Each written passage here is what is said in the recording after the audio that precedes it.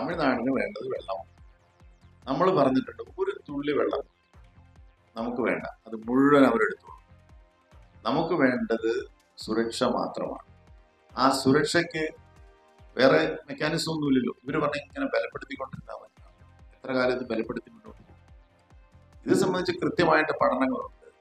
Delhi IIT, Roorkee IIT രണ്ടുപേരും അമിതമായ ജലപ്രളയം ഉണ്ടായാൽ എന്ത് സംഭവിക്കും, ഈ പറയുന്ന ഭൂമി കുലുക്കം ഉണ്ടായാൽ, എർത്ത്ക്വേക്ക് വന്നാൽ എന്ത് സംഭവിക്കാം എന്നുള്ളതിനെ കുറിച്ച് കൃത്യമായ പഠനം നടത്തിയിട്ടുണ്ട്.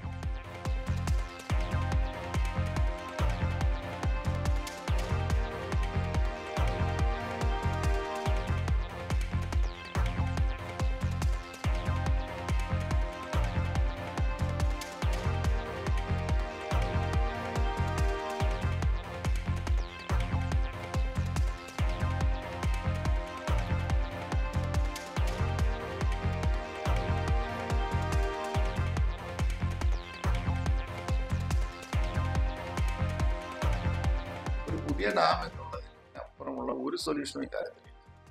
അത് ചെയ്യാനായിട്ട് തമിഴ്നാട് തയ്യാറാക്കണം. അതല്ലെങ്കിൽ കേന്ദ്ര ഗവൺമെന്റ് ഇക്കാര്യത്തിൽ ഫലപ്രദമായിട്ടുള്ള ഒരു ഇടപെടൽ നടത്തി രണ്ട് സംസ്ഥാനങ്ങളെയും കൊണ്ട് സംസാരിച്ച് ഒരു ധാരണയിലെത്തിക്കാൻ. പുതിയൊരു ഡാം പണിയുന്നുണ്ട്. എന്താണ് പ്രശ്നം? ഇനി വേണമെങ്കിൽ നമ്മൾ 1000-2000 കോടി രൂപ മുടക്കി നമ്മൾ തന്നെ പണിക്കും. അതാണ് പരമാവധി വന്നാൽ നമ്മൾ ചെയ്യേണ്ടതാണ്. അതിനകത്ത് കോസ്റ്റ് ഒന്നും ഷെയർ ചെയ്യാൻ തയ്യാറാവില്ല എന്ന് പറഞ്ഞാൽ നമ്മൾ പണിയും. നമ്മുടെ ആളുകളുടെ സുരക്ഷയാണ് നമ്മൾ നോക്കും.